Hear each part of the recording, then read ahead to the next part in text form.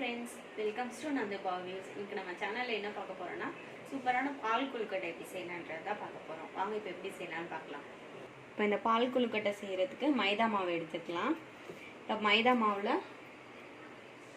கொஞ்சமா உப்பு, ஒரு சிட்டிகை அளவுக்கு உப்பு சேர்த்துக்கலாம். பூரிக்கு எப்படி நம்ம மாவு பிசைவோமோ அந்த பக்குவத்துக்கு பிசைஞ்சுக்கலாம். இப்போ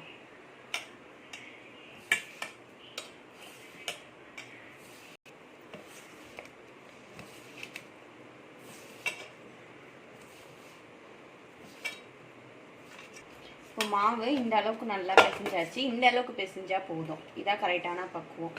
இப்போது இந்த மாவு உங்களுக்கு தேவையான ஷேப்புக்கு நீங்கள் வந்து உருட்டிக்கலாம். நான் இப்போ இப்படி நீட்டாக உருட்டுறேன். உங்களுக்கு தேவையான ஷேப்பில் நீங்கள் உருட்டிக்கோங்க.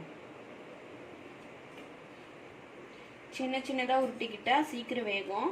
அதனால நான் சின்னதாக தான் உருட்டுறேன். உங்களுக்கு தேவையான ஷேப்புக்கு நீங்கள் உருட்டிக்கோங்க.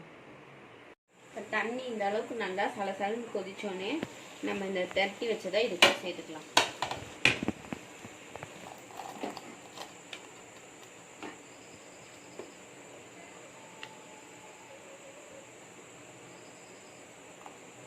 இப்போ நம்ம சேர்த்தது இப்போ நல்லா வேகட்டும். வெந்ததுக்கப்புறம் அப்புறம் என்ன சேர்க்கலாம்னு சொல்கிறேன்.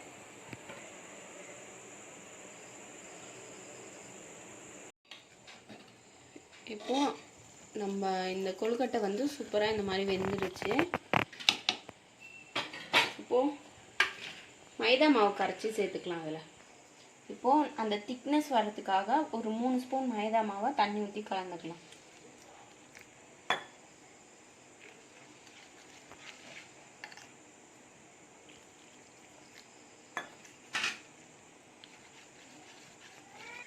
இப்போ இந்த அளவுக்கு கரைச்சதை எடுத்து அதில் ஊற்றிக்கலாம். இப்போ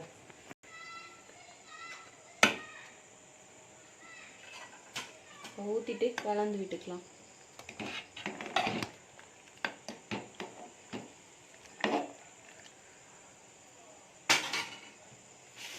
இப்போ சர்க்கரை சேர்த்துக்கலாம்.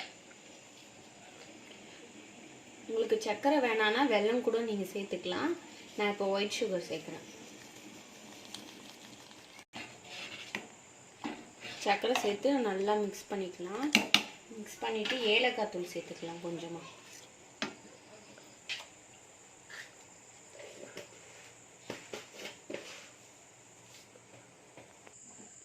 இப்போ இந்த அளவுக்கு கொஞ்சம் திக்கானோடனே இப்போ துருவி வச்ச தேங்காவை சேர்த்துக்கலாம்.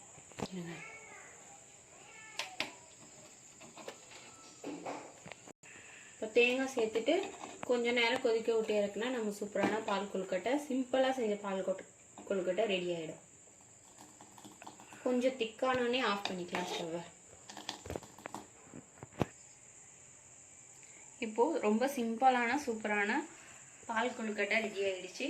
உங்கள் வீட்டில் செஞ்சு பார்த்துட்டு எப்படி வந்துச்சுன்னு கமெண்ட் பண்ணுங்கள். வீடியோ பிடிச்சிருந்தா லைக் பண்ணுங்கள், சேனல் சப்ஸ்கிரைப் பண்ணுங்கள், பக்கத்தில் இருக்க பெல் ஐக்கானை கிளிக் பண்ணிக்கோங்க. அப்போ தான் நான் போடுற வீடியோ நோட்டிஃபிகேஷன் வரும். தேங்க்யூ.